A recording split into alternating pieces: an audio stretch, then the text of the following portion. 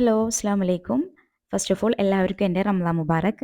ഇത്രയും നേരം വൈകിയിട്ട് എന്താ റമളാൻ മുബാറക് പറയണേന്ന് ആരും വിചാരിക്കണ്ട. റമളാനായിട്ട് എൻ്റെ ആദ്യത്തെ വീഡിയോ ആണ് ട്ടോ ഇത്. അതിൻ്റെ ഇടയിൽ പ്രതീക്ഷിക്കാത്ത ഒരുപാട് സംഭവങ്ങൾ നടന്നിട്ടുണ്ട്. ഇൻഷാ അള്ളാ അത് ഞാൻ വഴിയേ പറഞ്ഞുതരാം ട്ടോ എന്തൊക്കെയാന്നുള്ളത്. ഇപ്പം ഞാൻ വന്നിട്ടുള്ളത് നമ്മുടെ അൽവഹ ഡൗൺ ടൗണിലേക്കാട്ടോ, ദമാമിലത്തെ. ഇവിടെയെന്ന് പറഞ്ഞു കഴിഞ്ഞിട്ടുണ്ടെങ്കിൽ ഒരുപാട് അബായ ഷോറൂമുകളുണ്ട്. മെയിനായിട്ട് ഞാൻ അബായാസ് എടുക്കാൻ വേണ്ടിയിട്ട് തന്നെയാണ് ഇങ്ങോട്ട് വന്നിട്ടുണ്ടായിരുന്നത്.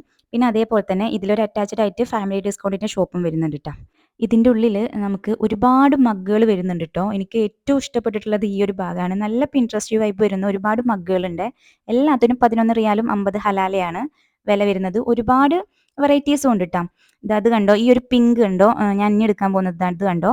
ഇത് നല്ല ഭംഗിയുണ്ട് പറഞ്ഞാൽ നല്ല ഭംഗിയുണ്ട്. ഇത് സത്യം പറഞ്ഞിട്ടുണ്ടെങ്കിൽ എനിക്ക് എടുക്കാതെ പോരാൻ തോന്നിയിട്ടുണ്ടായിരുന്നില്ല. പിന്നെ ഞാൻ പിറ്റേ ദിവസം നാട്ടിലേക്ക് വരികയായിരുന്നു. അപ്പോൾ അതുകൊണ്ട് പിന്നെ അത് എന്തിനാ വെറുതെ മേടിച്ച് വെച്ചിട്ട് ഇനി താഴത്ത് വീണെങ്ങാനും പൊട്ടിക്കഴിഞ്ഞിട്ടുണ്ടെങ്കിൽ പിന്നെ അതിനേക്കാൾ സങ്കടമാവും. അപ്പോൾ പിന്നെ ഞാനത് അവിടെ തന്നെ വെച്ചു ട്ടോ.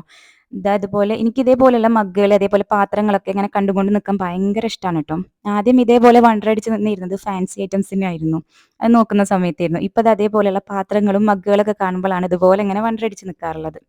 അപ്പോൾ ഇത് അവിടെ ഇതേപോലത്തെ സാധനങ്ങൾ വേണമെന്നുണ്ടെങ്കിൽ ഇത് അവിടേക്ക് വരാം. നല്ല അഫോർഡബിൾ ആയിട്ടുള്ള പ്രൈസിൽ നമുക്ക് നല്ല സാധനങ്ങൾ കിട്ടും ട്ടോ. പിന്നെ അത് അതിൻ്റെ ഉള്ളിൽ ഇതുപോലെ കുട്ടികൾക്ക് കളിക്കാൻ പറ്റുന്ന ഒരു ഇത് വരുന്നുണ്ട്. ഇതിന് 49 റിയാലാണ് എൻട്രി ഫീ വരുന്നത്. പക്ഷേ എല്ലാത്തിലും അലൗഡ് ആണ് ട്ടോ. പിന്നെ അവിടുന്ന് വന്നിട്ട് പിന്നെ ഉറങ്ങുകയൊന്നും ചെയ്തിട്ടുണ്ടായിരുന്നില്ല. പിന്നെ അത്താഴം കഴിച്ചിട്ട് ഉറങ്ങാമെന്ന് വിചാരിച്ച് ഞാൻ തലേ ദിവസം കുറച്ച് ഓറഞ്ച് ബാക്കി വന്നിട്ടുണ്ടായിരുന്നു. അപ്പോൾ അത് ഫ്രീസ് ചെയ്യാൻ വെച്ചിട്ടുണ്ടായിരുന്നേ. അപ്പോൾ ഇതിൽ കുറച്ച് മുമ്പ് ട്രെൻഡ് ആയിരുന്നില്ലേ, മുളകും അതേപോലെ തന്നെ ഉപ്പ് പഞ്ചസാരയൊക്കെ ഇട്ടിട്ട് ഈ ഓറഞ്ച് കഴിക്കുന്നത്. ഇത് ഇപ്പോഴാണ് ഇതേപോലെയുള്ള ട്രെൻഡിങ് ഒക്കെ ആവാൻ തുടങ്ങിയിട്ടുണ്ടായിരുന്നത്. ഇതിന് മുന്നേ മാങ്ങയ്ക്ക് നല്ല പഴുത്ത മാങ്ങ ഇതേപോലെ ഉപ്പും മുളകും പഞ്ചസാരയും പിന്നെ കുറച്ച് വെളിച്ചെണ്ണ ഒഴിച്ചിട്ട് ഞങ്ങൾ ദിവസവും കഴിക്കാറുണ്ടായിരുന്നു ട്ടോ. ഈ മാങ്ങ സീസണൊക്കെ ആയി കഴിഞ്ഞിട്ടുണ്ടെങ്കിൽ എനിക്കും എൻ്റെ സിസ്റ്ററിനും ഇതന്നെ കേട്ടോ പണി ഉണ്ടായിരുന്നത്. നല്ല ടേസ്റ്റാണ് ചോറിൻ്റെ കൂടെയും വെറുതെയും അങ്ങനെയൊക്കെ കഴിക്കൂട്ടോ. ഇപ്പം മസാല മുന്തിരി അതേപോലെ ഓറഞ്ച് എന്നൊക്കെ പറഞ്ഞിട്ട് എന്താ പറയുക ഒരുപാട് ഇങ്ങനെ ട്രെൻഡിങ്ങിൽ നിൽക്കുന്നുണ്ട്. അപ്പോൾ ഇത് ഞാൻ ജസ്റ്റ് ഒന്ന് ഉണ്ടാക്കി നോക്കാമെന്ന് വിചാരിച്ചാൽ. ഇത് ഞാൻ ഫസ്റ്റ് ടൈം ആട്ടോ, അതായത് ഫ്രീസ് ചെയ്തിട്ട് ഇങ്ങനെ വെക്കുന്നത്. പക്ഷെ നല്ല ടേസ്റ്റ് ഉണ്ടായിരുന്നു കേട്ടോ. എനിക്കെന്തായാലും ഭയങ്കരമായിട്ട് ഇഷ്ടമായി. എന്താ പറയുക ഇതേപോലുള്ള ടേസ്റ്റ് ഇഷ്ടപ്പെടുന്ന ആൾക്കാർക്കൊക്കെ തീർച്ചയായിട്ടും ഇഷ്ടമാവും കേട്ടോ. ഈ പുളിയും മധുരമൊക്കെ ഒന്നിച്ച് വരുന്ന സമയത്ത്. അതേപോലെ തന്നെ പിന്നെ അത്താഴത്തിനുള്ള മീൻ ഞാൻ കുറച്ച് കഴുകി വൃത്തിയാക്കി വെച്ചിട്ടുണ്ടായിരുന്നേ. അത്താഴത്തിന് ഓവർനൈറ്റ് ഓട്സ് ഒക്കെ കഴിക്കുന്നവരാണെന്ന് വെച്ചെങ്കിൽ ഇങ്ങക്കുള്ള വീഡിയോ അല്ല ട്ടോ ഇത്. കാരണം ഞങ്ങളെ സംബന്ധിച്ചിടത്തോളം മീന് അതേപോലെ ചോറ് ഇതൊക്കെ മസ്റ്റാണ് ട്ടോ അത്താഴത്തിന്. ഇതല്ലാന്നുണ്ടെങ്കിൽ ഒരു താളിപ്പോ അതിൻ്റെ കൂട്ടത്തിൽ ഒരു ഉണക്കമീനോ അങ്ങനെ എന്തെങ്കിലുമൊക്കെ വേണം ട്ടോ. അങ്ങനെ അത് അത്താഴമൊക്കെ കഴിച്ച് ഇനി അടുത്തത് ഞാൻ കാണിക്കുന്നത് അന്നത്തെ ദിവസത്തെ നോമ്പുതുറ വിശേഷങ്ങളാണ് ട്ടോ. ഈ ഒരു ഡ്രിങ്കിൻ്റെ റെസിപ്പി നിങ്ങൾക്ക് വേണമെന്നുണ്ടെങ്കിൽ ജസ്റ്റ് ഒന്ന് കമൻറ്റ് ചെയ്താൽ മതി. ഞാൻ അടുത്ത വീഡിയോയിൽ ഇൻക്ലൂഡ് ചെയ്യാം ട്ടോ. ഇതിൻ്റെ ഡീറ്റെയിൽഡ് ആയിട്ടുള്ള വീഡിയോ ഒന്നും ഞാൻ എടുത്തിട്ടില്ല. ഇതുപോലെ സെർവ് ചെയ്യുന്ന വീഡിയോ മാത്രമേ ട്ടോ എടുത്തിട്ടുള്ളൂ. ഇത് എന്താ പറയുക നല്ല റീഫ്രഷിംഗ് ആയിട്ടുള്ള ഒരു ഡ്രിങ്കാണ് ട്ടോ. നല്ല ടേസ്റ്റാണ്.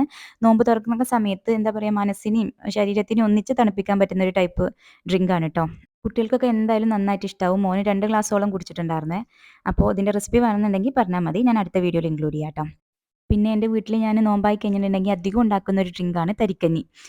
പഴയ ആൾക്കാർക്കൊക്കെ നന്നായിട്ട് അറിയുന്നതായിരിക്കും തരിക്കഞ്ഞി എത്രമാത്രം പ്രധാനമാണ് നമുക്ക് നോമ്പിന് എന്നുള്ളത്. അത് ഞാൻ ഭയങ്കര തരിക്കഞ്ഞി ഹേറ്റർ ആയിരുന്നു ട്ടോ. പിന്നെ ഉണ്ടാക്കിയിട്ട് ഇപ്പോൾ എനിക്ക് നോമ്പായി കഴിഞ്ഞാൽ തരിക്കഞ്ഞി ഇല്ലാതെ പറ്റൂല. എനിക്ക് മാത്രമല്ല എൻ്റെ വീട്ടിലുള്ള എല്ലാവർക്കും അങ്ങനെ തന്നെയാണ് ട്ടോ. ഞങ്ങൾക്ക് എല്ലാവർക്കും ഇഷ്ടപ്പെട്ടിട്ടുള്ളൊരു ഡ്രിങ്കാണ് ഈ തരിക്കഞ്ഞി. അപ്പോൾ അതുകൊണ്ട് എല്ലാ ദിവസവും ഞാൻ ഉണ്ടാക്കാറുണ്ട്. പിന്നെ അടുത്തത് പൊട്ടാറ്റോ ബോണ്ട് തന്നെയാണ്. ഇത് കടലമാവ് കൊണ്ടല്ല ഉണ്ടാക്കിയിട്ടുള്ളത്, മൈദമാവ് കൊണ്ടാണ്. എനിക്ക് ബോണ്ട, ബജ്ജി, പഴംപൊരി അതേപോലെ സാധനങ്ങൾ ഉണ്ടാക്കാനാട്ടോ കൂടുതൽ ഇഷ്ടം. പിന്നെ എണ്ണക്കടി 1 അല്ലെങ്കിൽ 2 അത് മാത്രമേ ഉണ്ടാവുള്ളൂ. അതിൻ്റെ അപ്പുറത്തേക്ക് അങ്ങോട്ട് പോകൂല. അതിൽ കൂടുതലായിട്ട് നമ്മളെ ചായക്കടി ഉണ്ടല്ലോ, അതായത് പത്തിരി, പുട്ട്, ബിരിയാണി അത് കഴിഞ്ഞിട്ട് നമ്മൾ നിസ്കാരമൊക്കെ കഴിഞ്ഞിട്ട് കഴിക്കുന്നതുണ്ടല്ലോ, അതിനാണ് ഞാൻ കൂടുതലായിട്ടും ഇമ്പോർട്ടൻസ് കൊടുക്കുക. അപ്പോൾ അതുകൊണ്ട് ഇതേപോലെ എന്തെങ്കിലും ഒരു എണ്ണക്കടി മാത്രമേ ഉണ്ടാവുള്ളൂ, അല്ലെങ്കിൽ അതും ഉണ്ടാവില്ല. അങ്ങനെ കേട്ടോ എൻ്റെ നോമ്പ് തുറ ഉണ്ടാവാറുള്ളത്. പിന്നെ ഒരു 2, 3 ഡ്രിങ്ക്സും ഉണ്ടാവും. അതങ്ങനെ തന്നെ ആയിരിക്കും ട്ടോ. പിന്നെ കുറച്ച് ഉണ്ടെങ്കിൽ മാത്രം ഫ്രൂട്ട്സും വെക്കും. അത്രേ ഉണ്ടാവുള്ളേ. പിന്നെ അതൊക്കെ കഴിഞ്ഞ് നിസ്കാരവും കാര്യങ്ങളൊക്കെ കഴിഞ്ഞിട്ട് ഞാൻ ബിരിയാണി ആട്ടോ ഉണ്ടാക്കിയിട്ടുണ്ടായിരുന്നത്. ഈ കഴിഞ്ഞ 20 നോമ്പിലും 10 നോമ്പോളം ഞാൻ ബിരിയാണി തന്നെയാട്ടോ ഉണ്ടാക്കിയിട്ടുണ്ടായിരുന്നത്. ബിരിയാണി ഉണ്ടാക്കി കഴിഞ്ഞുള്ള ഒരു പ്രത്യേകത എന്താണെന്ന് വെച്ച് കഴിഞ്ഞിട്ടുണ്ടെങ്കിൽ ഉണ്ടാക്കി അവിടെ വെച്ച് കൊടുത്താൽ മതി. വേണ്ടവർ ഇഷ്ടമുള്ള സമയത്ത് അവരായിട്ട് തന്നെ വിളമ്പി കഴിച്ചോളും. അത്രയും ബിരിയാണി കൊതിയന്മാരാണ് വീട്ടിലുള്ളത്. അപ്പോൾ അതുകൊണ്ട് ഞാൻ ഇതേപോലെ ബിരിയാണി തന്നെയാട്ടോ ഉണ്ടാക്കാറുള്ളത്. പിന്നെ എനിക്ക് വേണ്ടി മാത്രം കുറച്ച് ചോറ് വെക്കും. അത്ര തന്നെ ഉണ്ടാവുള്ളൂ ട്ടോ. പിന്നെ ഈ മസാലയും കൂട്ടിയിട്ട് ഞാൻ അങ്ങനെ കഴിക്കുകയാണ് ചെയ്യാറുള്ളത്. അങ്ങനെ ബിരിയാണിയൊക്കെ കഴിച്ചിട്ട് വീണ്ടും ഞങ്ങൾ പുറത്തിറങ്ങിയിട്ടുണ്ടായിരുന്നു ട്ടോ മിഠായി മേടിക്കാൻ വേണ്ടിയിട്ട്. ഈ സമയത്ത് ഞാൻ നാട്ടിലെത്തേണ്ടതാണ്. അതിൻ്റെ ഇടയിലാണ് നമ്മൾ യുദ്ധവും കാര്യങ്ങളൊക്കെ വന്നത്. അതുകൊണ്ട് ഞങ്ങളുടെ ഫ്ലൈറ്റ് ക്യാൻസൽ ആവലും പിന്നെ പോകാൻ പറ്റായും അങ്ങനെയൊക്കെ ഭയങ്കര ബുദ്ധിമുട്ടായി ട്ടോ. ഞാൻ ഉറങ്ങി നീച്ചിട്ട് എന്താ പറയുക പെട്ടി കെട്ടാൻ വേണ്ടിയിട്ട് നീച്ച സമയത്താണ് എന്താ മിസൈൽ വന്നതും അതേപോലെ യുദ്ധമാണ് അങ്ങനെയാണ് ഇങ്ങനെയെന്നൊക്കെ പറഞ്ഞിട്ടുള്ള ന്യൂസുകൾ കണ്ടത്. അത് കുറച്ച് കഴിഞ്ഞപ്പോൾ നമ്മളെ ട്രാവൽസുകാരൻ വിളിച്ചു പറഞ്ഞു ഫ്ലൈറ്റൊക്കെ ക്യാൻസലായിന്ന്. പിന്നെ അതാ ഈ ഒരു സംഭവം ഇതവർ ഞങ്ങൾക്ക് ടെസ്റ്റിന് തന്നതാണ് കേട്ടോ. ഇതിവിടെ പുതുതായിട്ട് തുടങ്ങിയതാണ്. അപ്പോൾ അവരൊന്ന് ടെസ്റ്റ് ചെയ്യാൻ വേണ്ടിയിട്ട് തന്നതായിരുന്നു. നല്ല ടേസ്റ്റ് ഉണ്ട് കേട്ടോ രണ്ടും. പിന്നെ അതാ മാക്സിൽ കയറി ചെരുപ്പും കാര്യങ്ങളൊക്കെ മേടിക്കാനുണ്ടായിരുന്നേ. ഈ ഒരു പിങ്ക് കളറിലെ ഈ ഒരു ചെരുപ്പ് എനിക്ക് ഭയങ്കരമായിട്ട് ഇഷ്ടമായിട്ടോ. പിന്നെ എന്തോ എൻ്റെ കാലിന് പറ്റൂല എന്ന് വിചാരിച്ചിട്ട് ഞാൻ പിന്നെ അതങ്ങനെ അവിടെ വെച്ച് പിന്നെ അതാ മുകളിൽ കയറി മോനിക്കുള്ള ഡ്രസ്സുകളും കാര്യങ്ങളും നോക്കുകയാണ്.